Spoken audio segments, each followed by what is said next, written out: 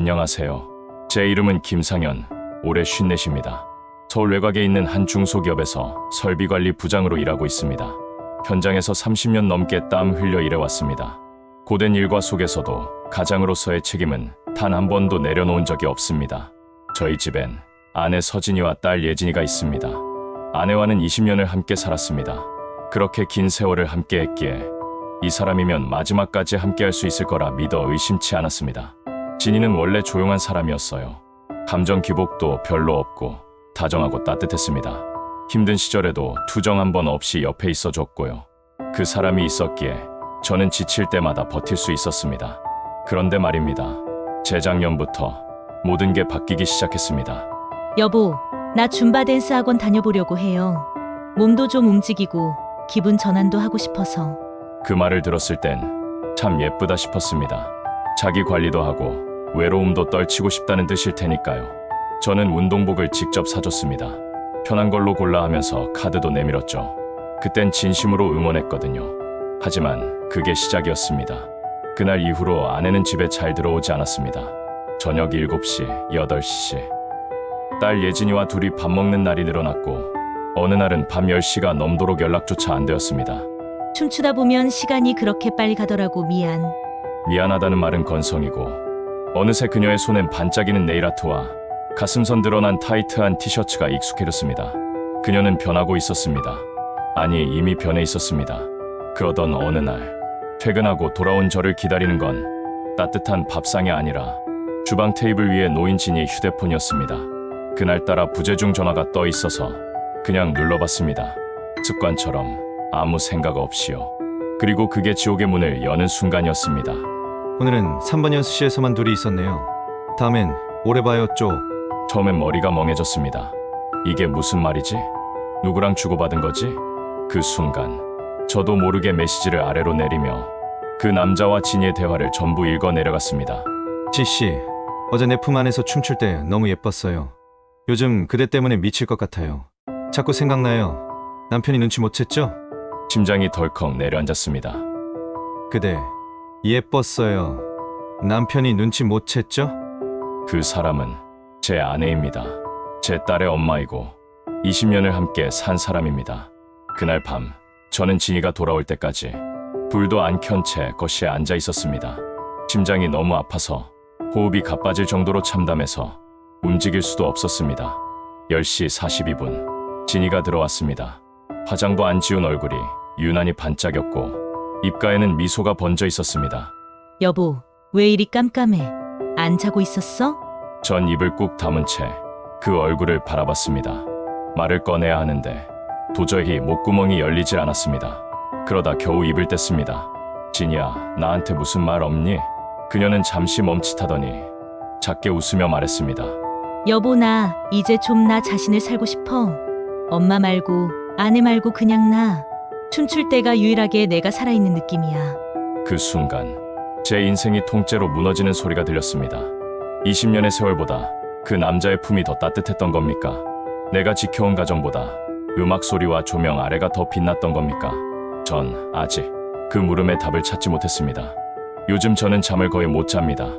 눈을 감으면 자꾸 그 메시지들이 떠오르거든요. 진이가 그 남자와 주고받은 그대 예뻤어요. 품 안에서 하나하나가 비수처럼 가슴에 박힙니다. 그래도 저는 믿고 싶었습니다. 혹시 내가 오해했나? 혹시 그냥 친한 사이일 수도 있지 않나? 나 하나 믿고 기다려주는 딸 예진이 생각에 무작정 화부터 낼 수는 없었습니다. 그런데 그날 회사에서 퇴근하던 길이었습니다. 우연히, 정말 우연히 우리 동네 문화센터 앞을 지나게 되었습니다. 그곳에 있는 3번 연습실, 메시지 속에서 봤던 그 장소, 그 순간 무슨 정신으로 차를 세우고 연습실 유리창으로 다가갔는지 모르겠습니다. 안쪽엔 조명이 희미했고 그 속에서 두 사람이 춤을 추고 있었습니다. 진이었습니다. 그리고 한 남자. 그 남자의 손은 진이의 허리를 감싸고 있었고 진이는 고개를 기울여 그의 어깨에 얼굴을 기대고 있었습니다. 춤이라기엔 너무 느렸고 너무 친밀했습니다. 저는 그 자리에 얼어붙은 채 아무 말도 못했습니다. 유리창 너머의 그 사람은 제가 알던 제 아내가 아니었습니다. 그녀는 웃고 있었습니다. 무섭도록 행복한 표정으로 저와 있을 땐 한 번도 짓지 않았던 표정이었습니다. 바로 그때 진이가 남자의 귓가에 속삭이는 장면이 보였습니다. 그리고 남자가 진이의 볼에 입을 맞췄습니다.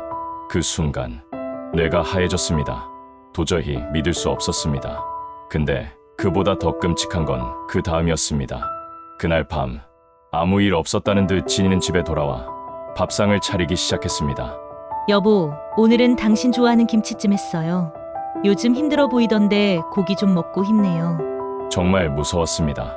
제가 다 알고 있다는 걸 눈치챘을까요? 아니면 일부러 저를 더 시험하는 걸까요? 진이야, 응, 너 오늘 어디 갔다 왔어? 응, 그냥 학원 끝나고 마트 좀 들렀다 왔어요. 거짓말. 그 말 한마디에 저는 다시 가슴이 철렁 내려앉았습니다. 그녀의 눈은 흔들림이 없었습니다. 마치 거짓말을 습관처럼 내뱉는 사람처럼요. 그래, 수고했네. 그 한마디를 겨우 짜낸 채 저는 방으로 들어왔습니다. 그리고 그날 밤 진이는 딸 예진이 방문을 열고 다정하게 말했습니다. 엄마가 요즘도 많이 바빠서 미안해. 그래도 너랑 아빠밖에 없잖아. 우리 가족이 최고지. 그 말을 들은 순간 온몸이 소름 돋았습니다. 그녀는 이중적인 사람이었습니다. 가족을 걱정하는 척, 가정을 지키는 척. 하지만 뒤로는 뜨겁게 다른 남자와 춤을 추는 여자. 더는 가만히 있을 수 없었습니다. 진이와 그 남자의 관계를 확실히 잡아내야겠다고 결심했습니다. 그래서 저는 탐문을 시작했습니다. 문화센터를 찾아가 조용히 그 남자의 이름을 알아냈습니다. 박기범, 43세, 자칭 프리댄서. 지역 줌바 강사들 사이에선 유명한 인물이더군요. 이혼남이었고 수강생들과 사적인 관계로 얽힌 일이 과거에도 있었답니다. 진이는 그런 남자와 엮인 겁니다. 그날부터 나는 진이의 일정을 하나도 놓치지 않기 시작했습니다. 출근하는 척하고 집 앞에서 그녀가 나오는 걸 지켜봤고 그녀가 어느 방향으로 향하는지도 쫓았습니다. 심장이 뛰었고 손은 떨렸지만 확실한 걸 봐야 했습니다. 그리고 그날 수요일 오후 1시 23분 진이는 줌바 학원이 아닌 전혀 다른 길로 향했습니다. 차도 없이 걸어서 한 모텔 앞으로 들어가더군요. 거기서 한 남자가 나왔습니다. 박기범. 그 남자가 진이를 향해 당연하다는 듯 팔을 벌렸고 진이는 머뭇거림 없이 그 품에 안겼습니다. 그 순간 저는 스마트폰 카메라를 들었습니다. 망설일 이유가 없었습니다. 두 사람이 모텔 안으로 들어가는 장면, 그 남자의 팔이 진이의 엉덩이를 슬쩍 쓸고 가는 장면, 그리고 진이가 또 장난이야? 하며 웃으며 들어가는 그 장면까지 전부 찍었습니다. 20년 동안 내 옆에 누워 자던 여자가 이젠 다른 남자와 모텔방에서 웃고 있는 현실. 그 현실은 생각보다도 훨씬 더 차가웠습니다. 그날 밤 진이는 아무 일 없다는 듯 돌아왔습니다. 여보, 예진이 숙제 좀 봐줬어? 나 너무 피곤해서 좀 씻고 누울게. 그래요. 그녀는 그렇게 이중적인 사람이었습니다. 모텔에서 다른 남자와 시간을 보내고도 딸 앞에선 따뜻한 엄마 코스프레, 남편 앞에선 지친 아내 연기. 나는 그날 결심했습니다. 저 남자에 대해 알아야 한다. 이틀 후 나는 지인을 통해 박기범이 운영한다는 줌바 수강 카톡방에 몰래 들어갔습니다. 그 안엔 40대 후반에서 60대 초반 여성들이 수십 명 있더군요. 모두가 기범쌤 너무 멋져요. 어제 품에 안겨 꿈꿨어요. 이런 메시지를 올리고 있었습니다. 그 중 특정 여성 몇 명의 이름이 반복적으로 언급됐습니다. 쌤이랑 속초 가신 그분 부러워요. 와, 영자 언니한테도 운동화 사주셨다던데. 전 그 중 한 여성에게 가짜 계정을 통해 접근했습니다. 그 여자는 너무도 쉽게 말하더군요. 기범쌤? 매너도 좋고 몸도 좋고 말도 잘해. 내가 용돈 몇 번 쥐어주긴 했지만 그 정도는 기분이야. 남편은 말도 못하게 무뚝뚝하잖아. 기범쌤은 나를 여자로 봐줘. 그게 고마워서 더 주게 돼. 돈을 주는 쪽이 고맙다며 말하는 상황. 정확했습니다. 박기범은 감정을 무기로 중년 여성들의 지갑을 여는 제비였습니다. 그리고 내 아내도 그 제비의 손에 돈과 몸을 바친 거였습니다. 며칠 후 저는 조용히 진이에게 말했습니다. 진이야, 우리 어디 드라이브나 다녀올까? 진이는 당황하더군요. 웬 드라이브? 당신이 갑자기? 그냥 예전엔 자주 갔잖아. 요즘 우리 말도 잘 안 하고 지내니까.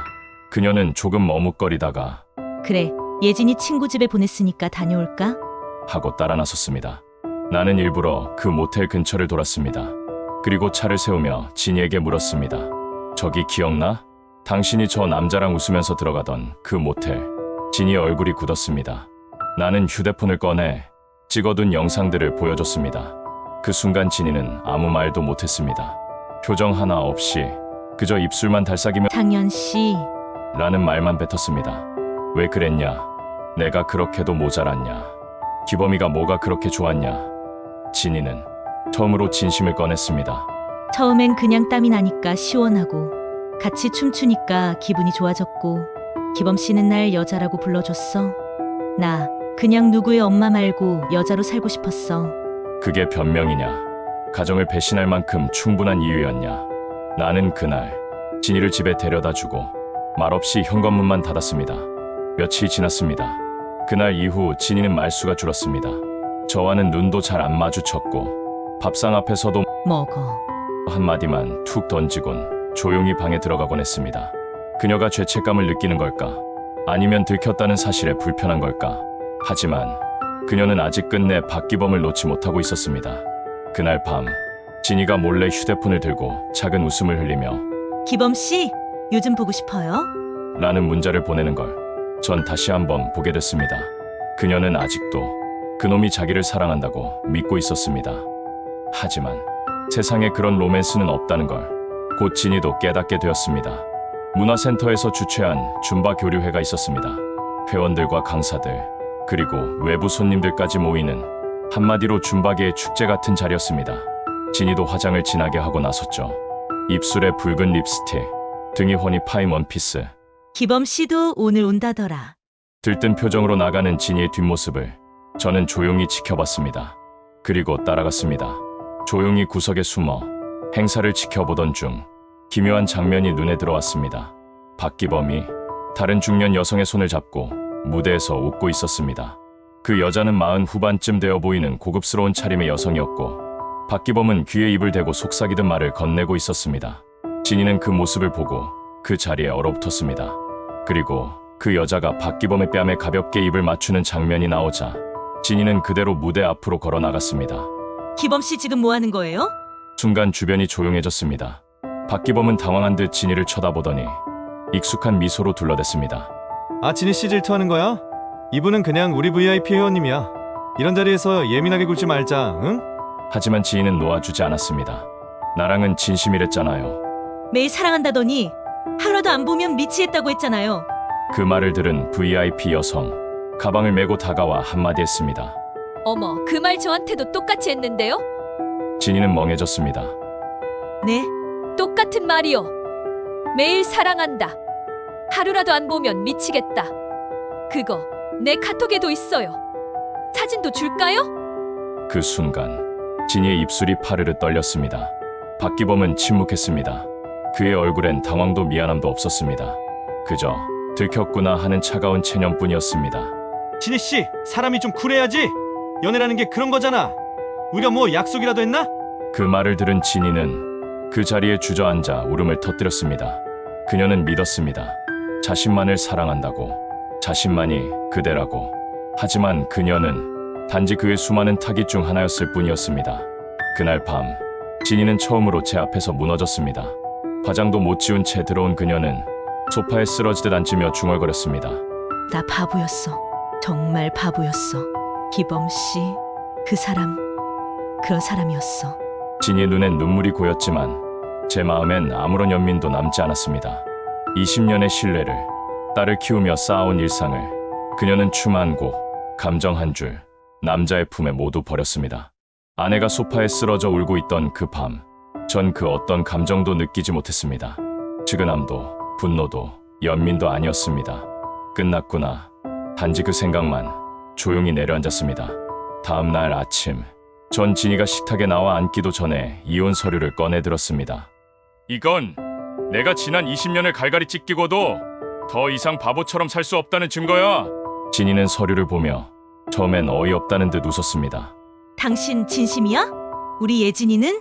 걔가 이걸 알면 얼마나 충격받을지 생각은 해봤어? 전 고개를 끄덕였습니다. 그래서 내가 어제부터 이미 예진이랑 이야기했어. 엄마, 아빠가 잠시 떨어져 지낼 거라고.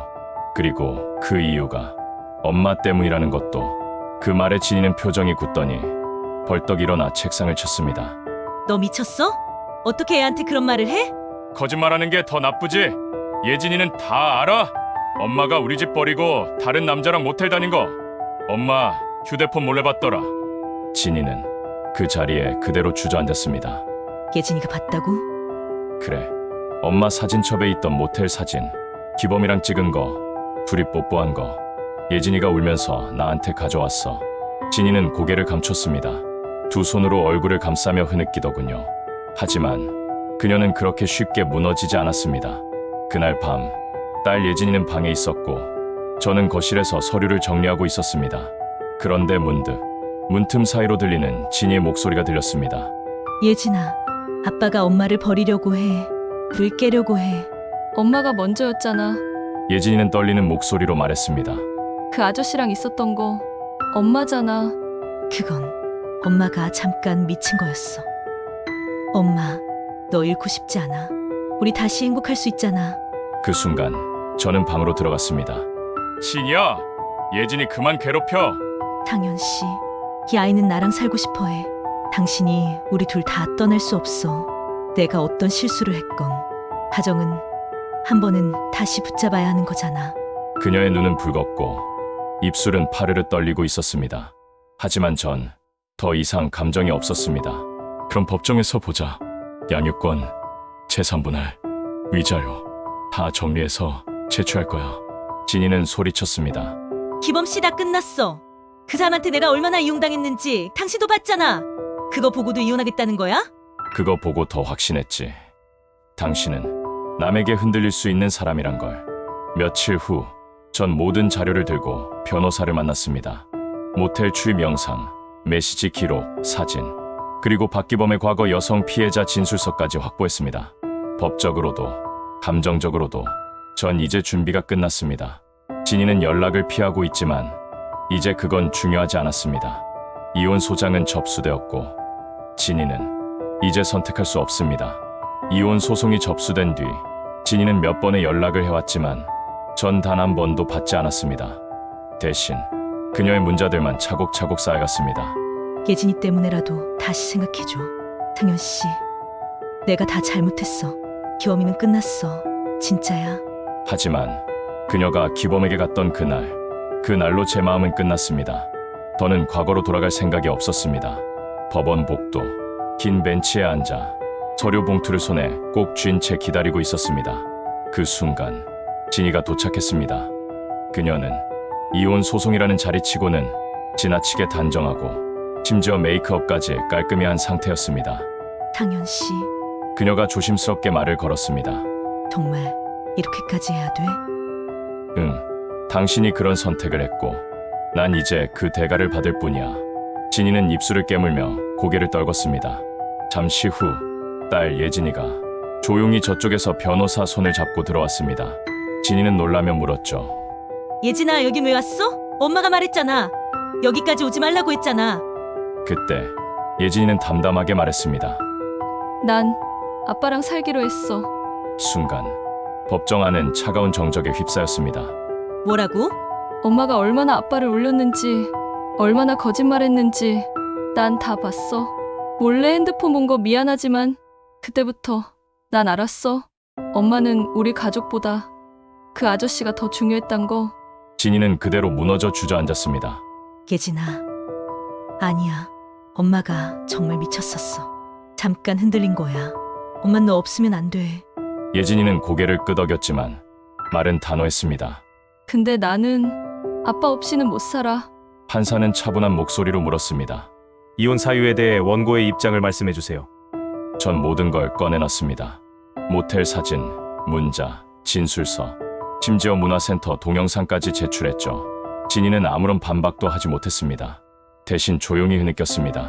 그녀의 변호사는 일시적인 감정적 실수라고 주장했지만 판사는 냉정했습니다. 반복적인 부정행위와 가족에 대한 무책임한 태도는 명백한 이혼 사유입니다. 진이는 마지막으로 눈물로 말했습니다.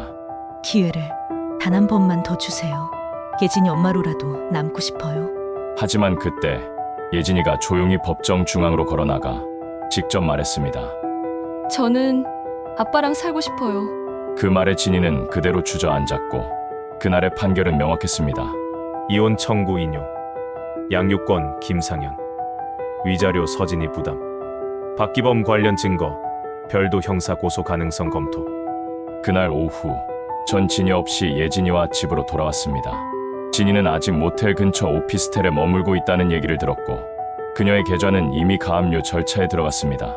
그리고 저는 진짜 복수를 시작하기로 결심했습니다. 박기범, 그 인간은 아직도 다른 중년 여성들에게 접근 중이었습니다. 저는 그 중 한 피해 여성과 조용히 연락을 주고받고 있었고 그녀는 이렇게 말했습니다. 기범 씨가 돈 빌려간 게 1,000만 원이 넘어요. 그런데 다 갚는다더니 연락도 끊겼어요. 진희 씨 말고도 피해자가 여러 명 있다는 거 저도 들었어요. 그래서 우린 모이기로 했습니다. 그 남자의 모든 계획적 접근과 금전 사기, 감정 조작, 증거 자료, 그리고 공동 고소 준비, 진이와의 이혼 판결이 확정된 지 약 3주가 지났습니다. 그동안 저는 조용히 움직였습니다. 박기범에게 당한 여성들과 하나둘씩 연락을 이어갔고 그들이 가지고 있는 카톡 메시지, 계좌 이체 내역, 사진, 녹취 파일을 모았습니다. 그중 한 여성은 말했습니다. 자기가 사업한다면서 투자하라고 했어요. 남편 몰래 마이너스 통장까지 뚫었어요. 근데 알고 보니까 그 사람이랑 속초 다녀온 여자도 또 있었더라고요. 그녀들 중 일부는 처음엔 부끄러워했습니다. 하지만 제가 우리 집도 무너졌습니다라고 고백하자 서로 눈시울을 붉히며 같은 피해자임을 인정했습니다. 우린 변호사를 함께 선임했습니다. 정신적 피해에 따른 손해배상, 금전 사기 미끼망죄, 비밀 녹음과 사진 증거 제출, 사회적 명예훼손에 대한 추가 고발 준비. 박기범은 몰랐습니다. 그가 어깨 한번 감싸며 쏘아 올린 감정의 불꽃이 이렇게 거대한 화염으로 돌아올 줄은. 고소장 접수 2주 뒤 경찰은 박기범에게 출석을 요구했고 그는 출석을 거부하다 자택 앞에서 체포됐습니다. 며칠 뒤 진이가 집 앞으로 찾아왔습니다. 예진이는 마당에서 자전거를 타고 있었고 저는 조용히 나가 마주쳤습니다. 진이는 예전과는 완전히 다른 얼굴이었습니다. 화장기도 없고 말라버린 눈과 풀죽은 어깨. 그 사람이 그런 사람일 줄 몰랐어. 처음엔 그냥 내 얘기를 들어주는 사람이 좋았어. 근데 점점 그게 무서워졌어. 도망치고 싶었는데 그럴 용기도 없었어. 그 용기가 없었던 덕분에 당신은 딸도 잃고 가정도 무너졌지. 그녀는 고개를 떨궜습니다. 이제 나 어떡하지? 나는 진짜 아무것도 없는데. 그건 나도 알아. 그래서 당신이 어떤 선택을 하든 이제부터는 나랑 상관없어. 진이는 떨리는 눈빛으로 절 올려다보며 말했습니다. 예진이 한 번만 안아보면 안 돼?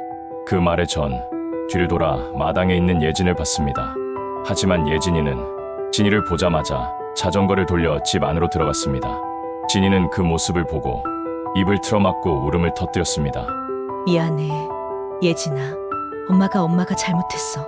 그녀는 그렇게 대문 앞에 주저앉아 오열했습니다.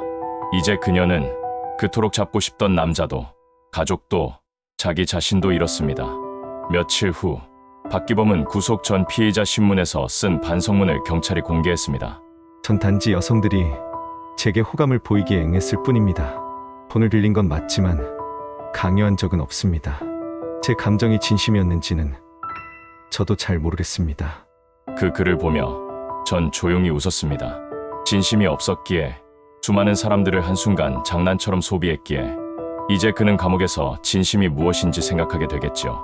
박기범이 구속되고 진이와의 이혼이 법적으로 완전히 마무리된 지 2달이 지났습니다. 처음엔 어색했습니다.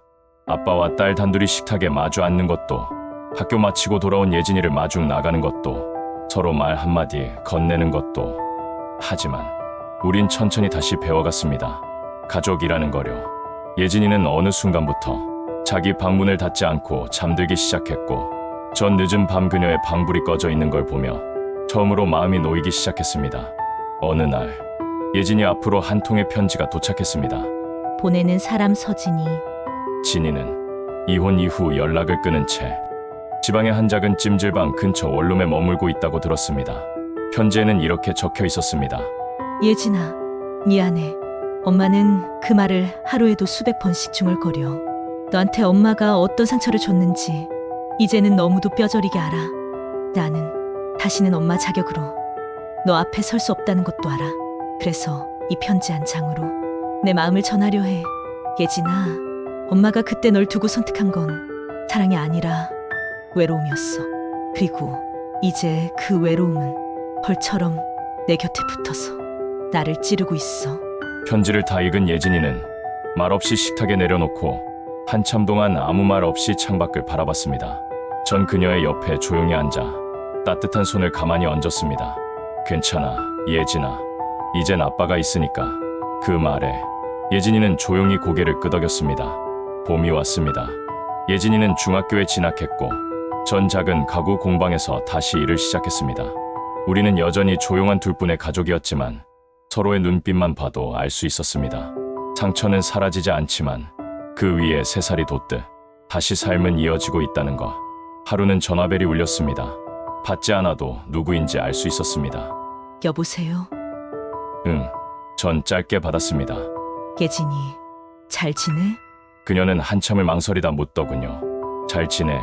밥도 잘 먹고 웃기도 하고. 내가 없다고 세상이 무너지진 않더라. 진이는 조용히 숨을 들이쉬더니 작게 말했습니다. 그 말 들으려고 전화했어. 그 말이면 돼. 그래, 이제 그만 연락하자. 넌 내 삶을 살아. 우린 우리 삶을 살 거고. 그녀는 대답 없이 전화를 끊었습니다. 햇살 좋은 날, 예진이와 저는 근처 공원에서 자전거를 탔습니다. 예진이는 바람을 가르며 웃었고 저는 그 뒤를 따라가며 조용히 중얼거렸습니다. 그래, 이제야 진짜 가족이란 느낌이나. 지금까지 제 이야기를 들어주셔서 감사합니다.